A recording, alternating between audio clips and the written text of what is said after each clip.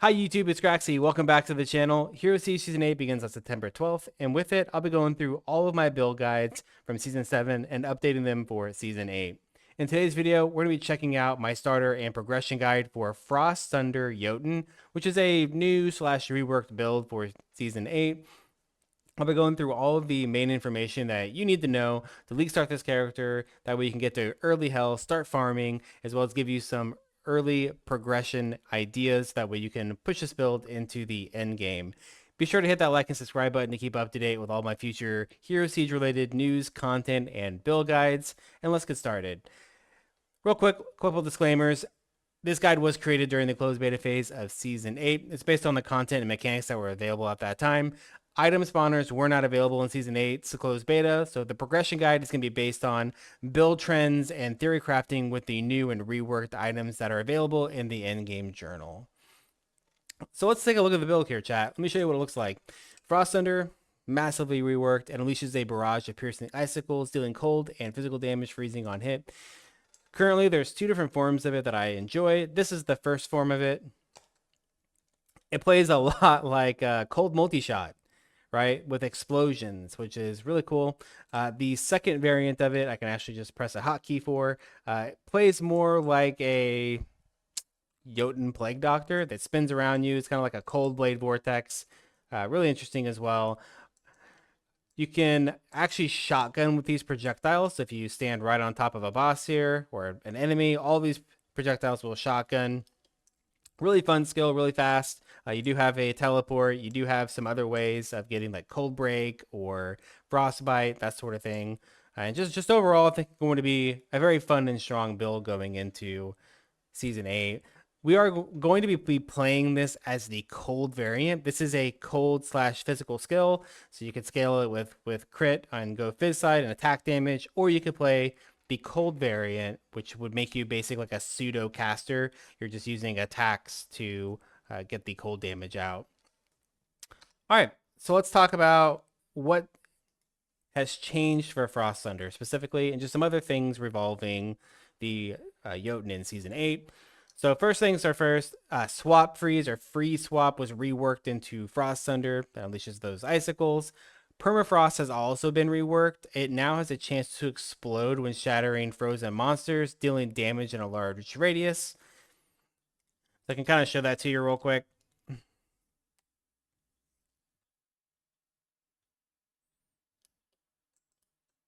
So as we find enemies here, you can see that lightning coming down. That's our new permafrost. It's like proccing on kills.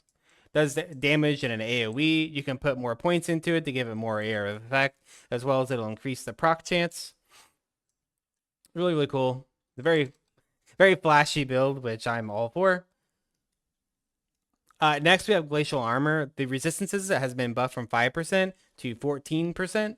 So you get a 10%, around 10% all resistance buff for 1 point. Frozen Hide's duration finally has been buffed from the 5-second duration to 2 minutes. Thank you. Orbit Frost has also been buffed. It's gotten an additional int scaling. It's gotten its buff damage scaling. So it's got 2.5 points flat damage. As well as the cooldown has been reduced from 2.35 seconds to 1.75 seconds. And you really notice this. That like 0.5, 0.6, you really notice. Orb of Frost, also the Orb of Duality, which is what the augment that I prefer to use, got a 15% buff increase per point. And monsters that shatter after death do not proc death effects. This is probably the absolute biggest patch note for cold damage. If you shatter a monster after it dies, guess what? No death effects. No fucking balls going everywhere from dolls. No poison. No cold ice novas. No, none of that. So very, very big in terms of the changes to Jotunn this season. Let's talk about some pros and cons of this build. It's super easy to level. Jotunn's one of the easiest classes in the game to level. It's very good crowd control with cold. The multi-shot cold shot thing can shotgun, which will give you a lot of damage. Good for bossing. You have a built-in teleport. It does have a cooldown. You have a built-in all-res passive. You have physical damage reduction. You have Cold gear is generally a little bit cheaper on the market. This next season, this might not be the case anymore with the cold Jotunn making its way back into the meta a little bit or just into the game. It could make cold gear a bit more expensive than it usually is. You can play it in multiple different ways. You can play that multi-shot. You can play Blade Vortex, whatever style you prefer, just whatever you're feeling that day. And it also has the explosion tag, which is actually important because of the new MTXs and stuff. These are all explosion MTXs, so I can change it. Maybe I want to play with this one instead, right? So every time I hit a monster, I'm gonna get that explosion effect because this turns it into an explosion. So that's really nice, right? That's really cool. This is a frame rate destroyer. You have permafrost coming down. You have your skill itself. You have the explosion MTX. You can get MTX on killing enemies and like effects. So it has a lot of things going on with it, and it's going to destroy your frame rate a little bit. You're going to lag. Needs return proj for max damage potential. So making its way back to season 8 is a way to get return projectiles. This hasn't been in the game for a long time, just due to some balancing issues, but it's back now, and this is going to be absolutely insane for the build. There's also a possible mana stack variant later on in the game, but it's going to be uber expensive to make work. So, okay, let's talk about skill trees. I prefer to level with Orbit Frost. I think Orbit Frost leveling is just dummy proof. If you want to play the Fizz side, you can the whole way. I did it on stream. We played just Fizz. We went with Flash Freeze into Frost Sunder when we hit that. Worked perfectly fine. You just need to make sure you keep your weapon updated and that you get cold damage while you're playing through. This is actually pretty nice because you do get leech and stuff while you're playing. Just Orbit Frost has a ton of AoE and it's just really easy to play. So while we're playing from 1 to 7, we're going to take points into Flash Freeze. At level 8, we'll continue maxing our Flash Freeze and Permafrost to get extra damage. At 16, we will respec. We're going to go all into Orbit Frost and some additional points and synergies. And we're going to be doing that all the way up to level 100, where we have a Orbit Frost tree where it's maxed out with its synergies and 1 point wonders into the all resistance, 1 point into teleport, right? And then whenever you're ready to make the swap to Frost Sunder, here's what that tree would look like. Now, sub skills, if you're not familiar with them, those are available starting at level 5. You can click on this plus sign. It opens up this window. This is a way that you can spec your skill a bit more to give it additional damage or change how it works completely. For all these sub skill trees, I have information on what those will look like. So you can click through here and see exactly what you want to put on your sub skill trees. For attribute allocation, while you're leveling up, you'll put 2 points to intelligence, 2 points into vitality. This is going to be damage for int, life for vitality. Once you get into the end game, though, you'll probably put all your points in intelligence just to get the most amount of damage. Unless maybe you're playing hardcore or you just are lacking life, then you might need to put some points into vitality still. Now, while we're leveling up, our gearing is, we have different options available for you at different stages of the game. So while you're leveling, you're really going to be looking for rare or mythic items that have damage that will match the cold damage type. You're playing a cold Jotunn, so you want to look for cold gear essentially.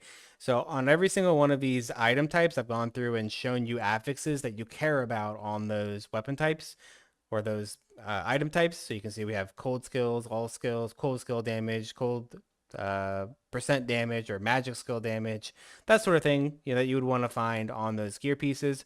We do have a loot filter, there's a starter loot filter that you'll be able to plug in that is basically going to do all of this for you, but I still wanted to mention them out because there are some affixes that you can find on certain gear pieces. Like a lot of people don't know you can get movement speed on a chest or movement speed on a shield, for example.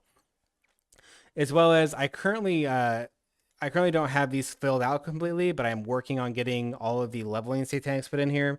Leveling satanics is interesting because you're not going to stop to farm for any satanics. It's just a if it happens sort of thing. I want to provide you some context of what would be a really good leveling satanic. So I'll put these in here so that you guys have an idea of what to look out for while you're leveling, but you do not need any satanics while you're leveling. Okay.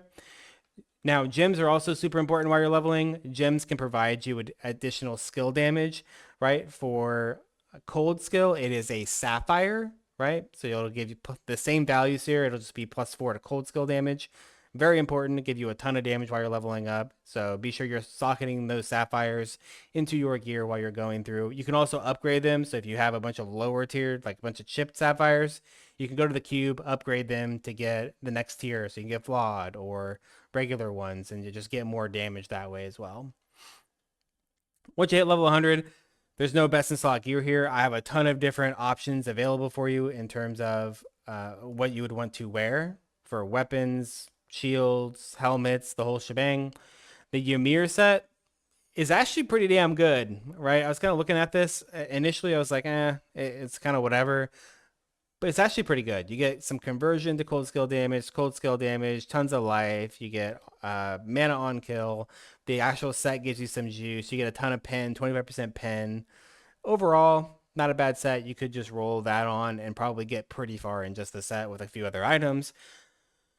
But there is other options available in here. One really cool thing about Frost Sunder that no other skill in the game really has is this here.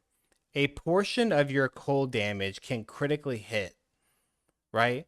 You can convert 75% of your cold damage to essentially non-cold damage. Like the output is still cold damage, but it's elemental skills in the game generally can't crit. You can't put crit strike chance on and it affect elemental damage. This changes that. This makes it so that you can stack crit chance and actually crit that elemental damage with crit damage. Very good.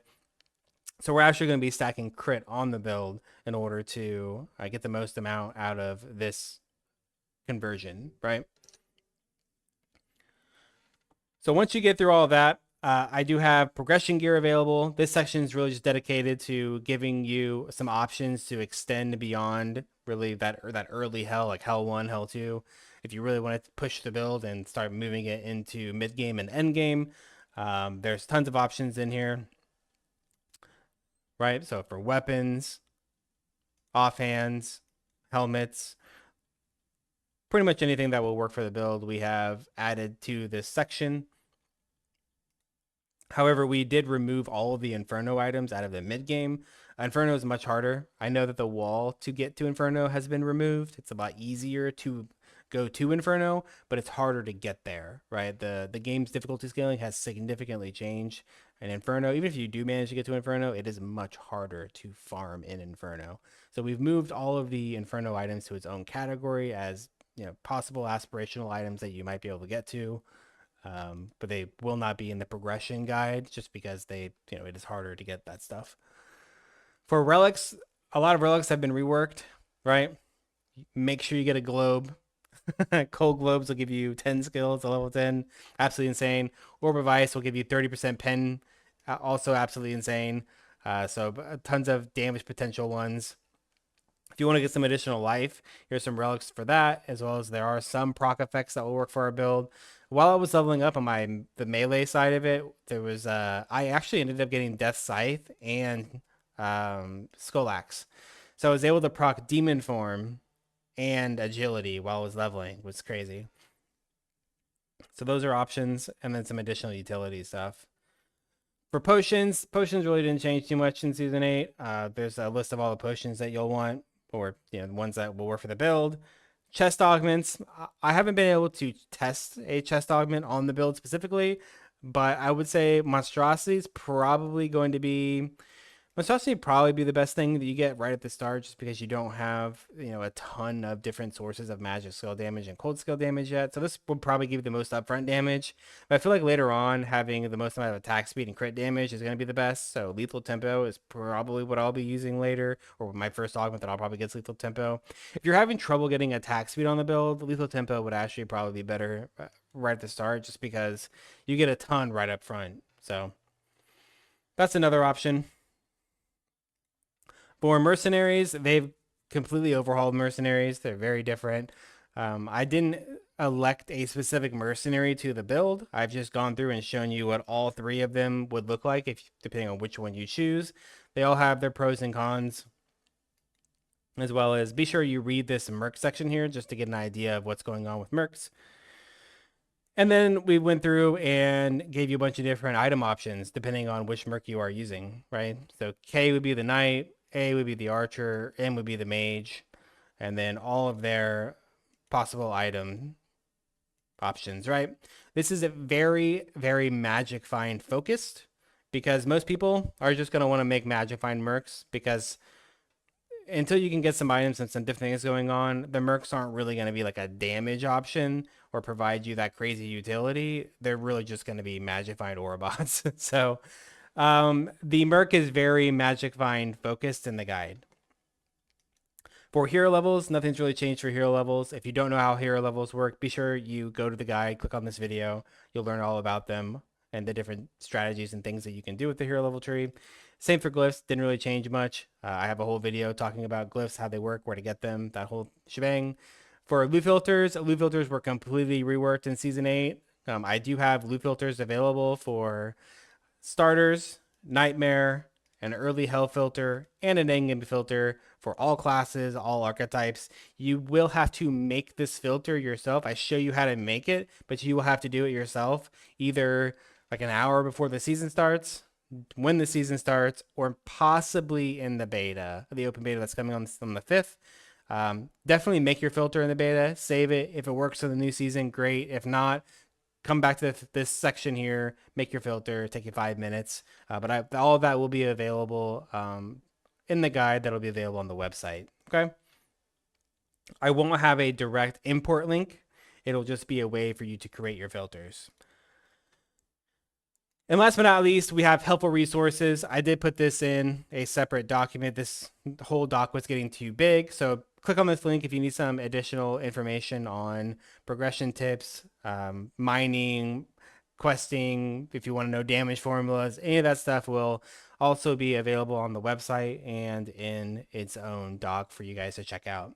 So with that being said, that is going to be everything you need to know about the Frost Sunder Jotunn in Season 8. This is most likely what I'm going to be league starting. It looks really cool. I'm a big fan of Jotunn. Jotunn's my favorite class in the game. I've absolutely loved it all the way since Hero Siege 1. So most likely we will be playing this. Be sure you come check us out live at twitch.tv/Graxy_TV. Hit that like and subscribe button, and I will see you guys in the next video.